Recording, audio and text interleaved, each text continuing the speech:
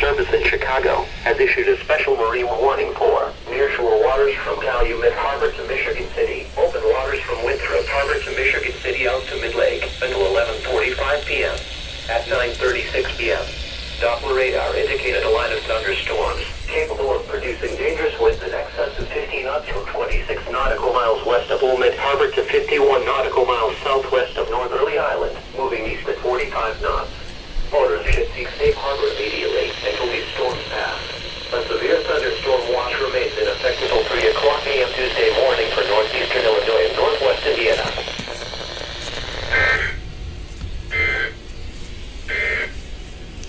The following is a